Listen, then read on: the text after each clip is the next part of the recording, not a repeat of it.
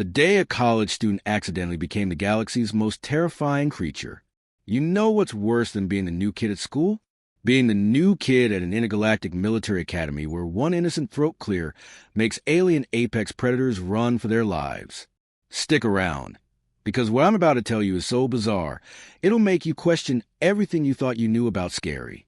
Picture this. It's just another day at the Galactic Military Academy. Think West Point, but with 15 different alien species instead of just humans. 300 cadets are having lunch when suddenly panic mode activates. Commander Xylax's voice explodes through every speaker with the kind of terror you'd hear during a zombie apocalypse, announcing Code Violet in the mess hall. But here's the twist. There's no fire, no invasion, no hull breach threatening to suck everyone into space. Nope. 5 alien cubs have escaped. And here's where it gets interesting. They're Corvathi cubs. Now, if you're thinking cubs sounds cute, let me stop you right there. These things are the size of full-grown lions. We're talking about babies from a species that literally evolved at the tippy top of the food chain. No natural predators. None. Zero. They conquered 6 entire star systems before they even invented spaceships. And security? They can't do a single thing about it. Why? Because these cubs belong to the Corvathi ambassadors, and apparently touching them would trigger an interstellar incident that would make World War III look like a parking dispute. So everyone's just stuck, frozen, watching these massive baby predators tear through the cafeteria like an all-you-can-eat buffet. Now here's where our story gets really good. In the far corner of this chaos sits Emma Martinez, a human exchange student completely and totally oblivious to everything happening around her. She's got her earbuds in, jamming to music, working through a sandwich like it's just another Tuesday. Cubs are literally fighting over stolen desserts 10 meters away, and she doesn't even glance up. The security team spots her. Commander Xylax's blood probably runs cold. Well, whatever passes for blood in his species, because he realizes what's about to happen. The biggest cub, this massive thing with crimson stripes, has just spotted fresh prey. An untouched meal. Emma's meal. Medical teams get called in. Officers are watching through security feeds with the same expression you'd have watching a horror movie when the character walks into basement. Everyone knows what's coming. This poor human girl is about to become a chew toy for the galaxy's most dangerous juvenile predator, and nobody can do anything about it. The cubs move in. 3 of them, coordinating like a pack of wolves, surrounding Emma's table from all sides. One releases this low rumble, a sound specifically evolved to paralyze prey across 17 different planets. Cadets from prey species literally stop breathing. Some feel their legs give out from 30 meters away, safe behind reinforced tables. And Emma? She's scrolling through her notes, taking another sip of her drink. The lead cub rears up, slams both massive paws on her table. Claws, each one the length of a human finger, gouge deep marks into the metal surface. This thing brings its face within 3 feet of Emma's head, opens its jaws to show rows of serrated teeth designed to tear through armor plating. Emma turns a page on her tablet. I'm serious. The entire mess hall is having a collective heart attack, and this girl is reading about tactical doctrine like she's studying for a quiz. Officers watching the security feed are losing their minds. Does her species not have fear responses? One asks. Another replies, oh, they have fear responses. I've seen their entertainment archives. They're terrified of everything from spiders to awkward social situations. She just doesn't realize. The second cub bats at her lunch tray. It skids a few centimeters. The third cub rumbles again, deeper this time. Emma scratches her nose and reaches for her sandwich. The lead cub crouches into pounce position. Its siblings mirror it. Every muscle tenses. Every predator indicator screams imminent attack. And then Emma looks up, not at the giant alien death cat surrounding her, but at something annoying on her screen. She reaches for her drink, and as she does, her hand passes right by the cub's muzzle. She clears her throat. Ahem. That's it. Just a tiny, polite throat clear. The kind of sound you make when you've got a tickle from your soda. Barely audible. What happens next defies everything the galaxy understands about predator behavior. The crimson-striped cub's eyes go wide. Pupils shrink to pinpoints. Ears flatten against its skull. For a fraction of a second, it freezes completely, like someone hit pause on reality. Then it absolutely loses it. We're not talking about a casual retreat here. This apex predator, this creature with zero natural enemies, bolts. Full-on evolutionary panic response. It crashes backward into its sibling.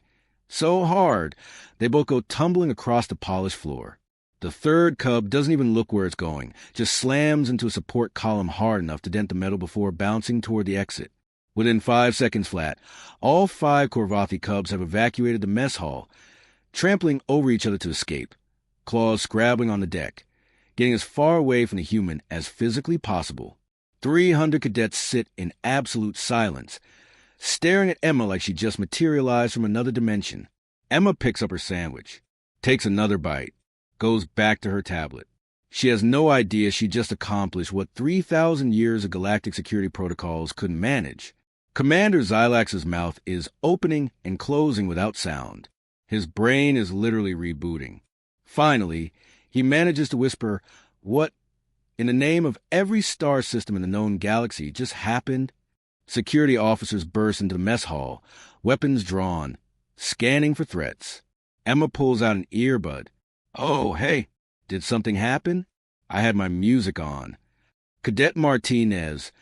Lieutenant Vexel approaches like he's defusing a bomb, scanner in hand. "What did you do to the Corvathi cubs?" Emma blinks. "The what now?" "The cubs. The 5 predators that were about to attack you. What defensive measure did you employ?" "Attack me?"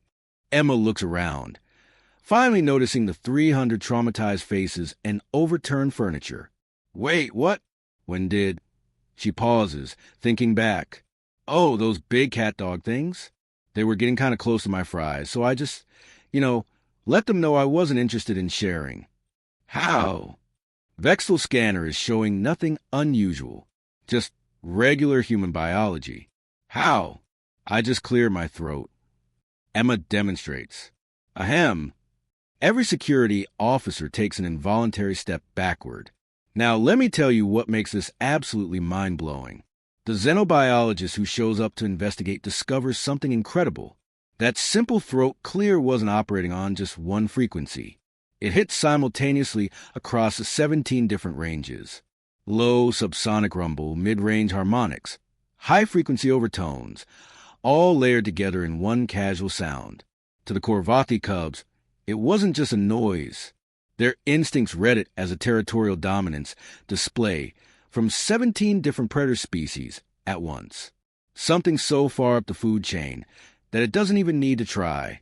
Supreme, casual confidence from an apex predator they'd never encountered before. And Emma? She wasn't even trying. There were no aggression markers, no stress indicators, just calm authority, which made it even more terrifying to their predator instincts. But wait, it gets better. The cubs won't leave their transport ship. They've locked themselves in the cargo hold, telling their parents there's a super predator in the facility. The Corvathi ambassadors, massive diplomatic aliens with fancy sashes, are mortified. They need Emma to talk their children down. Emma walks up to the cargo bay, hands in her pockets, completely casual. "Hey, it's okay. I'm not mad. You guys were just being curious, right? No harm done." Slowly, 5 sets of eyes appear in the darkness. The cubs emerge one by one, keeping a careful 10-meter distance, body language submissive and cautious around the tiny human, who weighs maybe a tenth of what they do. The ambassador stares at Emma, then at his cubs, then at the commander. "We need to update our diplomatic briefings immediately." Within 36 hours, there's a galaxy-wide protocol update. Human vocal warning systems. Every apex predator species in known space, all 17 of them, receives formal advisories about human casual sounds. Emma becomes an inadvertent celebrity. They're calling her the human who scared the unscarables. Scientific papers are being published about her vocal cords. There's a symposium being planned. She's a featured case study in cross-species acoustic threat recognition. And poor Emma, she just wanted to eat lunch in peace.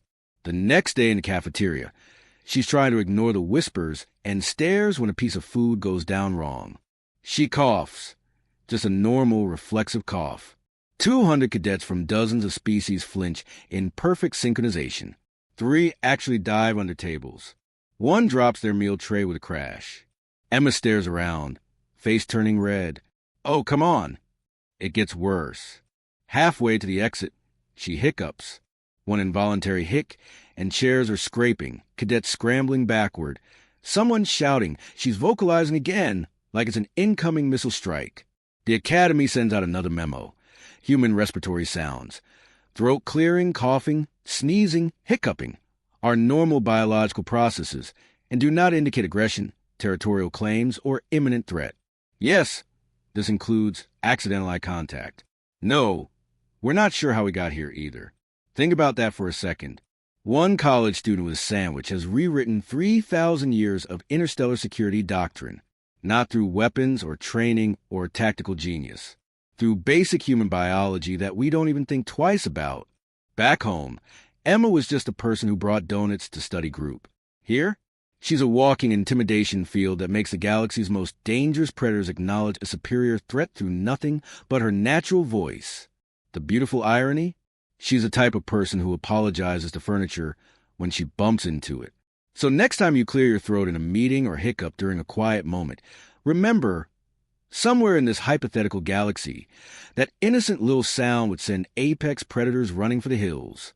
You're not awkward. You're just speaking a language that says, I'm so dangerous. I don't even need to try. If this story made you laugh, hit that like button. And hey, subscribe for more bizarre tales that'll make you see everyday life in a completely different way. Because sometimes the most terrifying thing in the universe is just being yourself. Now, if you'll excuse me, I need to go clear my throat and assert my dominance over the local wildlife.